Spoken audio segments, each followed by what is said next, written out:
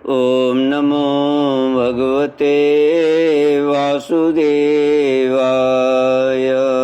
ओम नमो भगवते वासुदेवाय। श्री कृष्ण गोविंद हरे मुरारी, हे नाथ नारायण वासुदेव। सच्चिदानंद रूपाय विश्वोत्पत्त्यादिहेतवे तापत्रय विनाशाय श्रीकृष्णाय वयं नमः। श्री कृष्णाय वयं नमः। सच्चित आनंद स्वरूप परमात्मा जो सृष्टि के उत्पत्ति, पालन और प्रलयकारी हैं तथा जीवों के आध्यात्मिक, आदि दैविक, आदि भौतिक तापों को नष्ट करने वाले हैं अर्थात उनके मानसिक, शारीरिक और भौतिक दुखों को दूर करने वाले हैं, उन श्री कृष्ण भगवान को हम नमस्कार करते हैं। श्री कृष्ण गोविंद हरे मुरारी, हे नाथ नारायण वासुदेव। ओम नमो भगवते वासुदेवाय। श्रीमद्भागवत दशम स्कंध पूर्वार्ध प्रथमोऽध्यायः। राजोवाच कथितो वंशविस्तारो भवता सोमसूर्ययोः राज्ञां चोभयवंश्यानां चरितं परमाद्भुतम्। यदोश्च धर्मशीलस्य नितरां मुनिसत्तमा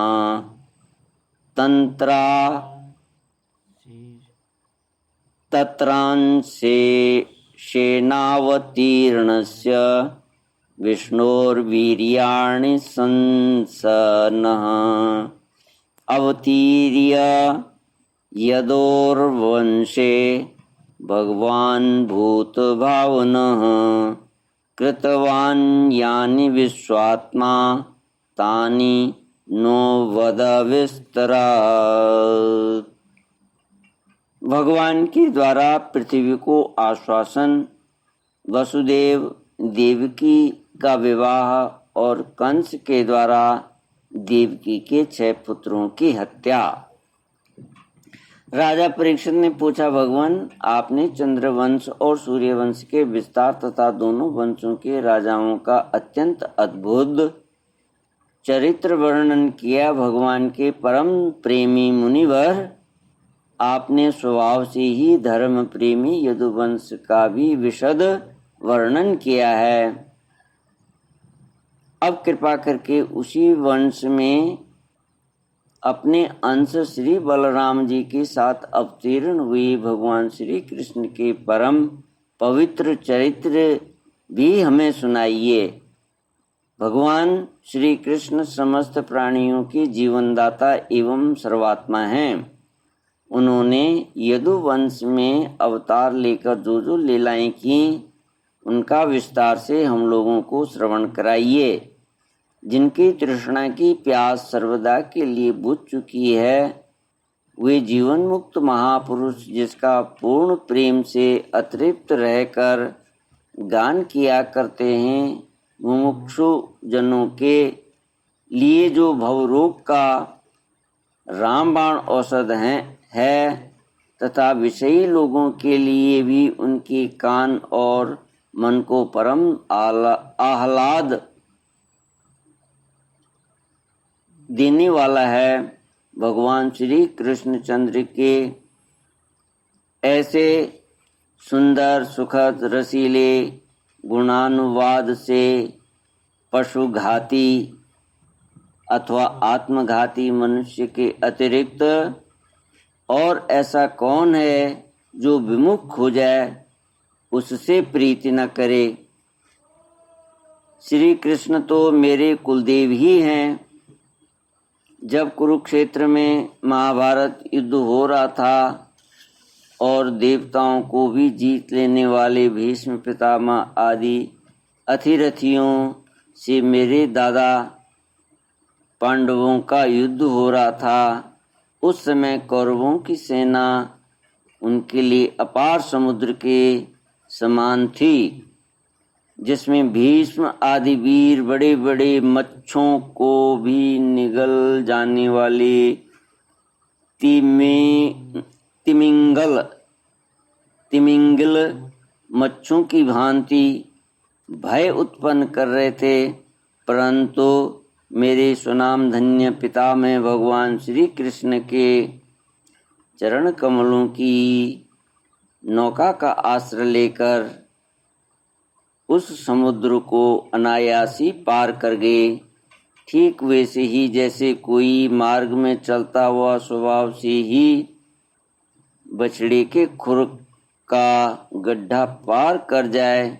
महाराज, मेरा यह शरीर जो आपके सामने है तथा जो कौरव और पांडव दोनों ही वंशों का एकमात्र सहारा था, अश्वत्थामा के ब्रह्मास्त्र से जल चुका था।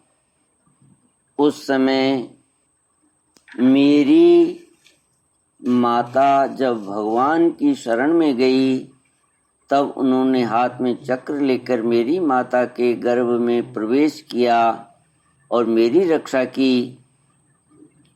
केवल मेरी ही बात नहीं, वे समस्त शरीरधारियों के भीतर आत्मा रूप से रहकर अमृत तत्व का दान कर रहे हैं और बाहर काल रूप से रहकर मृत्यु का मतलब समस्त देहधारियों के अंतःकरण में अंतर्यामी रूप से स्थित भगवान उनके जीवन के कारण हैं तथा बाहर काल रूप से स्थित हुए वे ही उनका नाश करते हैं। अतः जो आत्मज्ञानी जन अंतर्दृष्टि उन अंतर्यामी की उपासना करते हैं, वे मोक्ष रूप अमर पद पाते हैं। और जो विषय परायण अज्ञानी पुरुष बाह्य दृष्टि से विषय चिंतन में ही लगे रहते हैं, वे जन्म मरण रूप के भागी होते हैं। तो बाहर काल रूप से रक्षा करते हैं। मनुष्य के रूप में प्रतीत होना यह तो उनकी एक लीला है। आप उन्हीं की ऐश्वर्य और माधुर्य से परिपूर्ण लीलाओं का वर्णन कीजिए। भगवान, आपने अभी बतलाया था कि बलराम जी रोहिणी के पुत्र थे। इसके बाद देवकी के पुत्रों में भी आपने उनकी गणना की। दूसरा, शरीर धारण किए बिना दो माताओं का पुत्र होना कैसे संभव हुआ? असुरों की मुक्ति देने वाले और भक्तों को प्रेम वितरण करने वाले भगवान श्री कृष्ण अपने वात्सल्य स्नेह से भरे हुए पिता का घर छोड़कर व्रज में क्यों चले गए? यदुवंश शिरोमणि भक्त वत्सल प्रभु ने नंद आदि गोप बंधुओं के साथ कहाँ कहाँ निवास किया? ब्रह्मा और शंकर का भी शासन करने वाले प्रभु ने व्रज में तथा मधुपुरी में रहकर कौन कौन सी लीलाएं की? और महाराज,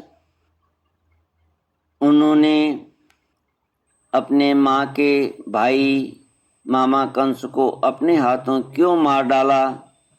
वह मामा होने के कारण उनके द्वारा मारे जाने योग्य तो नहीं था। मनुष्याकार सच्चिदानंदमय विग्रह प्रकट करके द्वारकापुरी में यदुवंशियों के साथ उन्होंने कितने वर्षों तक निवास किया और उन सर्वशक्तिमान प्रभु की पत्नियां कितनी थीं। मुने, मैंने श्री कृष्ण की जितनी लीलाएं पूछी हैं और जो नहीं पूछी हैं वे सब आप मुझे विस्तार से सुनाइए, क्योंकि आप सब कुछ जानते हैं और मैं बड़ी श्रद्धा के साथ उन्हें सुनना चाहता हूँ।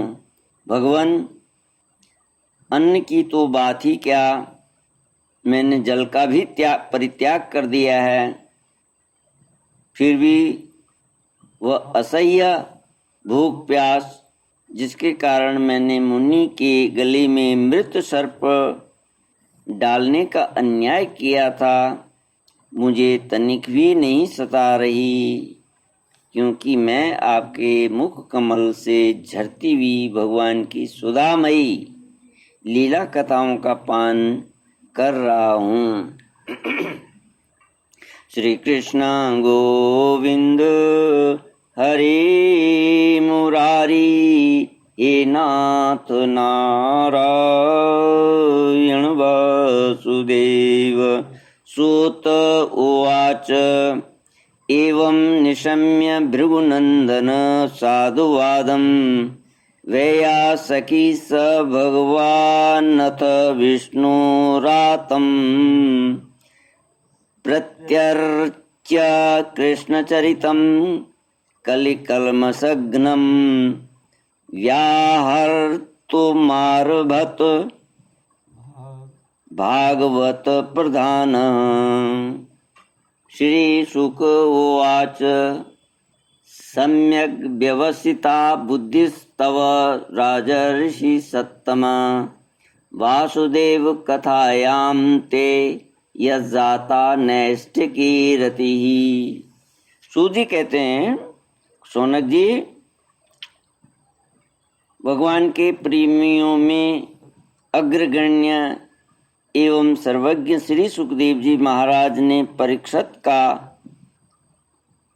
ऐसा समीचीन प्रश्न सुनकर, जो संतों की सभा में भगवान की लीला के वर्णन का हेतु हुआ करता है, उनका अभिनंदन किया और भगवान श्री कृष्ण की उन लीलाओं का वर्णन आरंभ किया जो समस्त कलिमलों को सदा के लिए धो डालती है।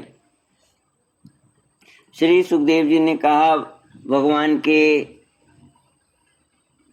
लीला रस के रसिक राजर्षि,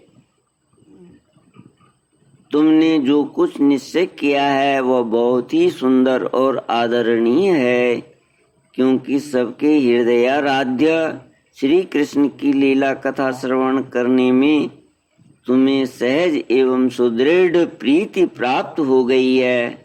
भगवान श्री कृष्ण की कथा के संबंध में प्रश्न करने से ही वक्ता, प्रश्नकर्ता और श्रोता तीनों ही पवित्र हो जाते हैं। जैसे गंगा जी का जल या भगवान शालग्राम का चरणामृत सभी को पवित्र कर देता है। परीक्षित, उस समय लाखों दैत्यों के दल ने घमंडी राजाओं का रूप धारण कर अपने भारी भार से पृथ्वी को आक्रांत कर रखा था। उससे त्राण पाने के लिए वह ब्रह्मा जी की शरण में गई। पृथ्वी ने उस समय गौ का रूप धारण कर रखा था। उसके नेत्रों से आंसू बह बह कर मुंह पर आ रहे थे। उसका मन तो खिन्न था ही, शरीर भी बहुत कृश हो गया था।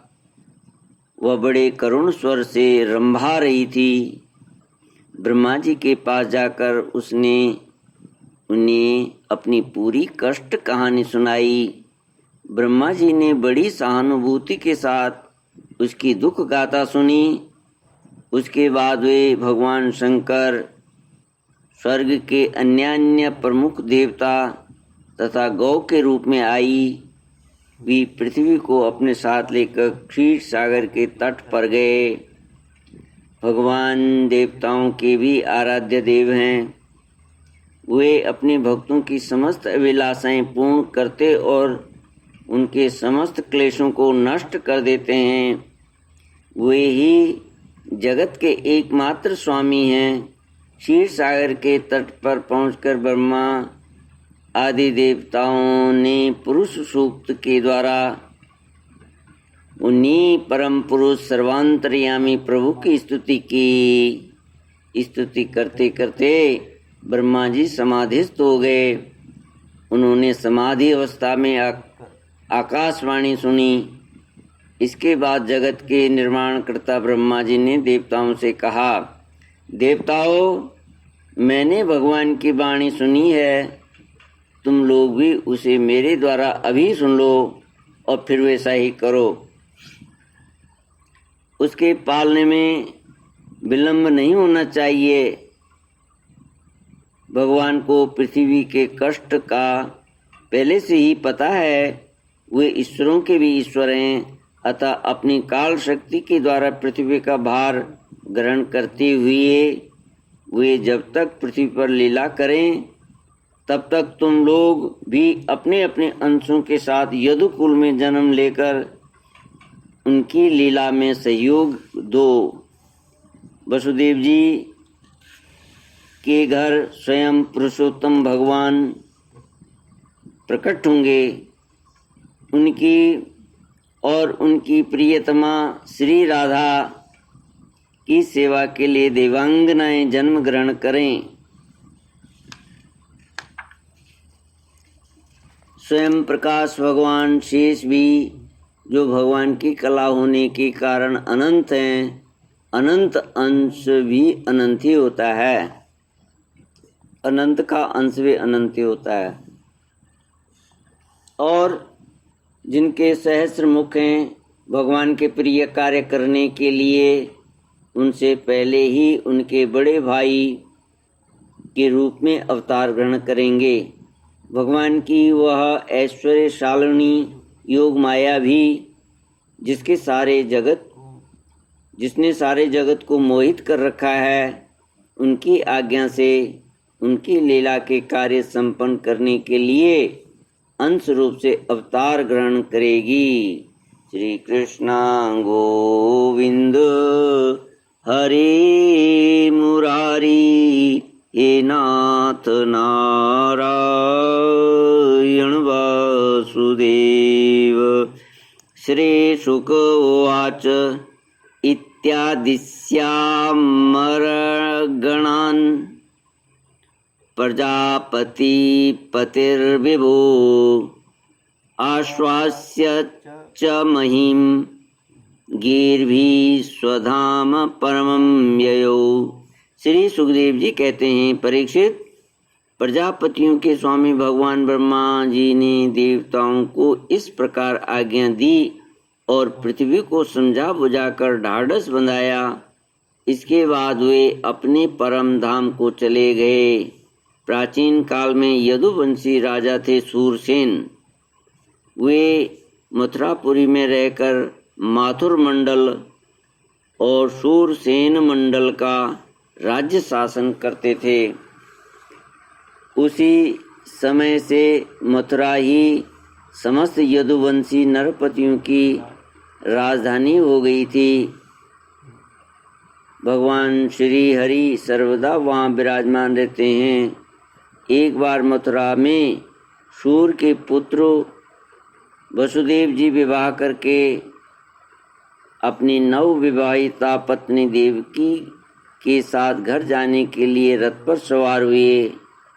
उग्रसेन का लड़का था कंस। उसने अपनी चचेरी बहन देवकी को प्रसन्न करने के लिए उसके रथ के घोड़ों की रास पकड़ ली। वह स्वयं ही रथ हाँकने लगा। यद्यपि उसके साथ सैकड़ों सोने के बनी हुई रथ चल रहे थे। देवकी के पिता थे देवक। अपनी पुत्री पर उनका बड़ा प्रेम था। कन्या को विदा करते समय उन्होंने उसे सोने के हारों से अलंकृत 400 हाथी, 15,000 घोड़े, 1800 रथ तथा सुंदर सुंदर वस्त्राभूषणों से विभूषित 200 सुकुमारियां दासियां दहेज में दी। विदाई के समय वर वधू के मंगल के लिए एक ही साथ शंख, तुरही, मृदंग और दुदुम्बियां बजने लगी। मार्ग में जिस समय घोड़ों की रास पकड़कर कंस रथ हाँक रहा था, उस समय आकाशवाणी ने उसे संबोधित करके कहा, अरे मूर्ख, जिसको तू रथ में बैठा कर लिए जा रहा है, उसकी 8वें गर्भ की संतान तुझे मार डालेगी। कंस बड़ा पापी था। उसकी दुष्टता की सीमा नहीं थी। वह भोजवंश का कलंक ही था। आकाशवाणी सुनते ही उसने तलवार खींच ली और अपनी बहन की चोटी पकड़कर उसे मारने के लिए तैयार हो गया। वह अत्यंत क्रूर तो था ही, पाप कर्म करते करते निर्लज्ज भी हो गया। उसका यह काम देखकर महात्मा वसुदेव जी उसको शांत करते हुए बोले, श्री कृष्ण गोविंद हरे मुरारी, ये नाथ नारायण वासुदेव। ओम पूर्णमद पूर्णमिदं पूर्णात् पूर्णमुदच्यते पूर्णस्य पूर्णमादाय पूर्णमेवावशिष्यते। ओम शांति शांति शांति। हरि ओम। श्री गुरुभ्यो नमः। हरि ओम। श्री कृष्ण